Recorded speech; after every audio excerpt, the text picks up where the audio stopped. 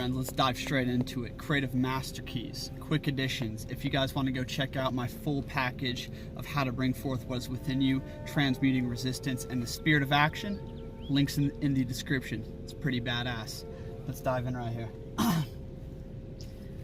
He who clings to his work will create nothing that lasts. The Tao Te Ching. Why? When you cling to your work, two things happen. The first one is you create labels around what you are doing, okay? This is I and my work. I made this, right? And furthermore, you get attached to a form because the mind automatically does this. You get attached to a form, you get attached to, the approval, and all these things start entering your artwork. So now when you're painting, like, you're trying to match the same form, right? But how you got there in the first place was playing, was expressing and engaging with the heart and the mind. If you ever done freestyle rapping or anything like this, you notice that the moment you try to start memorizing and bringing up old shit, it's dead. Because you're bringing up dead knowledge, you're bringing up dead art. My friends, be centered in the mind and in the heart, and be playful, right? And transmute all labels, expectations, all this stuff. Furthermore, when you create those labels, when you create me and my work, and you never take a break from it, one, you never create distance to actually observe what you are doing, right? You are living kind of in an illusion, for instance. Secondly, you are building massive resistance in your mind because you are perceiving this thing to be a certain way, right? And that creates this concrete form that is hard to approach. Think about it. Moving on. The second reason why he who clings to his work will create nothing that lasts is because he isn't bold. My friends, be bold. Think about the child. The child, if he had a masterpiece sitting in front of him, he'd take that crayon and just go right through that shit, right? Be bold. Kill your babies, my friends. This is why this line is so profound from the Tao Te Ching, is that when you don't take a break from your work and just leave it behind, right? And let yourself come back to it when it's time, when the time calls again. You won't create the space to create a massive revolution in what you're doing. You won't create the space for you to grow and see differently, my friends. But the true artist, the true master, the true creator, right, creates and then forgets. He creates and then forgets. He doesn't hold on and worship the form of what he created. In fact, my friends, the true master creator doesn't give a shit for the product, the final thing. Nah. The number one driving force for the master creator, my friends, is the mastery of the skill. The number one driving force for the master creator, my friends, is a standard of excellence and love for doing it. Why is this? My friends, mastery is not in specialization and is not in a final product, right? It's not in reaching an end point that now you're a master. No. Mastery is in all things you do. Mastery is in the virtue, the uprightness, the righteousness, and the engagement in which you interact at every moment, right? Mastery is in your presence and building this power that you carry with you, right? The master creator doesn't hold on to dead forms, things he's created. Those bog down his mind. He needs not have information and knowledge flowing around up here. He needs that open. He needs all the processing power possible so that he can better articulate the will of spirit, the raw power that creates universes flowing through him. He needs to be able to articulate, refine, and produce that shit, my friends. The way of the creative master is not letting the ego, the I, get in the way and the my work or what you are creating, any idea of the form. A child, when he's painting, he has no idea what even painting is. He's just putting colors on a board, my friends. Reframe this shit. Break down the boxes of what you're creating inside. Do it in strange ways. Move in mysterious ways. Never stop moving. Never stop changing. And you will become formless, my friends. Be formless. Be fully engaged in each action, in each step of the process, right? and be bold. The true artist is not afraid to destroy his masterpieces, my friends, because the true creator is a universal creator. He isn't just a painter. He's a creator. He has mastered the act of being in alignment with the mind, the heart, and the subconscious or the spirit mind, right? And channeling this energy, and he has integrated and refined his technique, his skill with the medium, so that greatness can flow out of him. He does not try to get in the way with his analytical mind, this child mind. He tries to get that out of the way. And he knows that a playful spirit, bold action, not holding on to anything dead, no dead knowledge, no dead projects, and knowing that the mastery is in the living creation. It is in the act, each moment of the project, of the process, my friends. Worship the process, not the reward. Worship the process, not the reward. This is the fun part, my friends. What I'm doing right now. This is it, right? I don't need to go look back at shit. It's ever increasing. My knowledge is getting more potent, more refined. My ability to speak, the power of articulation is ever increasing, and this carries everywhere, my friends. Become the master creator. And he who holds on to his work will create nothing that lasts, take breaks, create space, and revolutionary change, my friends. And furthermore, a standard of excellence in all things, especially in each brush stroke and each aspect of the project, of the business, right? Greatness, true greatness, my friends, comes from an idea on a strong foundation, or a skill on a strong foundation. But true greatness, my friends,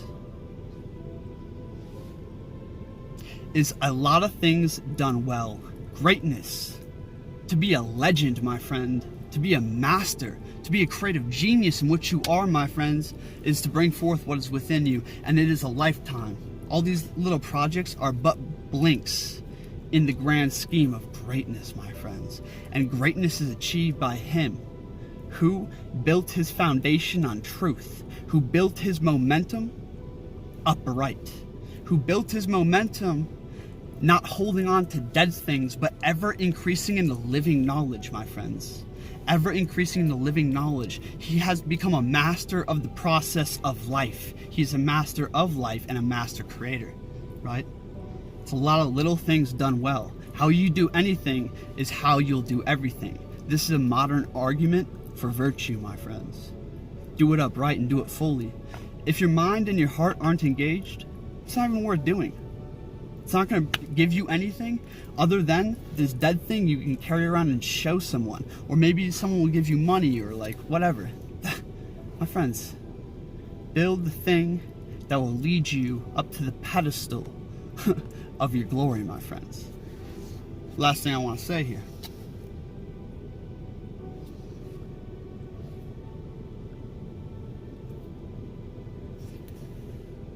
True greatness is found through discovering your voice. My friends, think about any great musical artist. And I mean great one. Not just like really, really, really good. But I mean like the greatest of his time. A game shifter, right? Like Journey, like Nako, honestly.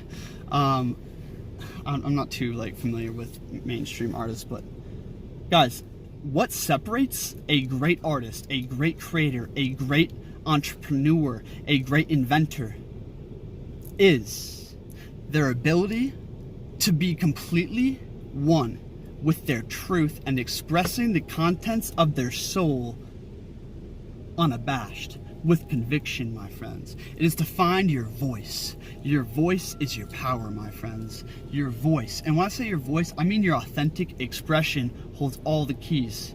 Your authentic expression. You see, what separates someone like Bruce Lee from just a martial arts master is the fact that Bruce Lee took the skill, right? He took the raw technique and he trained and learned and refined and basically developed his ability to completely channel his own original form that came straight from within, my friends. It is not to copy nor piece together a style. My friends, if you want to be a great master of anything, it is not to seek after style and create style with this mind, with this ego mind, right? And try all these different routes and start piecing together and see what they're doing, Fuck everyone else, right? Get the techniques, get the styles from the greatest artists living today, right? Practice your ass off until you have sufficient competence. You're competent with the technique, you're competent with the means, you're competent with speaking if you're gonna speak, you're competent with singing if you're gonna sing, you're competent with the punching if you're gonna do martial arts, right? And then figure out how to, actually, don't figure out how to, start expressing your emotional content through the means, right? Start adding your own flares, start singing the tune of your heart through the instrument in which you have gained mastery level 1 over, right? And eventually, your soul will discover how to fully express itself through that means in such a beautiful, refined, and graceful fashion that all will see you shine, right?